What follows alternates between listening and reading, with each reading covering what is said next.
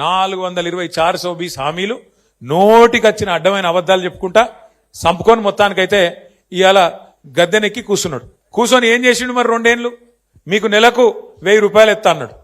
నెలకు 1000 రూపాయలు 24 నెలలు అయిపోయాయి. నెలకు 1000 6.5 లక్షల మంది ఆటో డ్రైవర్లు అనుకో. నెలకు ఎంత అవుతుంది? 6.5 లక్షలు ఇంటూ 1000 అంటే 65 కోట్లు.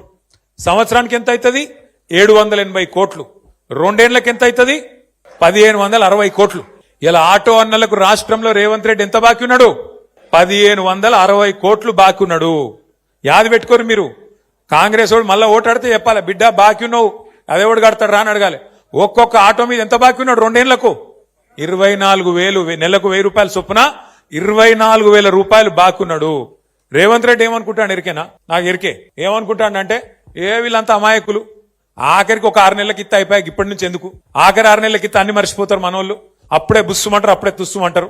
ఏం కాదు, ఆఖరి 6 నెలలు ఇచ్చి నేను మాయ చేస్తా, మాయ చేసి మళ్ళా డైలాగులతోని నేను మళ్ళా గెలుచుకొని వస్తా అనే ధీమా మీద ఆయన ఉన్నాడు. ఆడపిల్లల్ని అట్లే మోసం చేసిండు, మిమ్మల్ని మోసం చేసిండు. ఇంకా గమ్మతేం తెలుసా?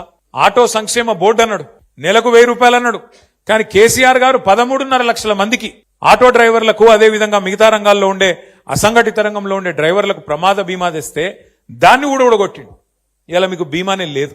అందుకే పోయినసారి సతీష్ ఆత్మహత్య ప్రయత్నం చేసినప్పుడు ఎల్లారెడ్డిపేటలో ఆ అశ్విని దవాఖానకు పోతే అక్కడ బయటకు వచ్చినాక నేను ఆగన్నకు, మన రామ్మోహన్ కు, మనోళ్ళందరికీ చెప్పి అట్లా కాదు, మనమన్నా చేద్దాం, ఈ ప్రభుత్వానికి సిగ్గు రావాలి, వీళ్ళకి నిజంగా సిగ్గు లేదు, ఉన్నది కూడా ఊడగొట్టిండి ఈయన అని చెప్పి ఆలోచించి లెక్కలు తీయమని తీస్తే మనోళ్ళు ఏం చెప్తున్నారంటే దగ్గర దగ్గర 7 నుంచి 8 వేల మంది ఆటో డ్రైవర్లు ఉంటారు మన రాజన్న సిరిసిల్ల జిల్లాలో అని చెప్పిన.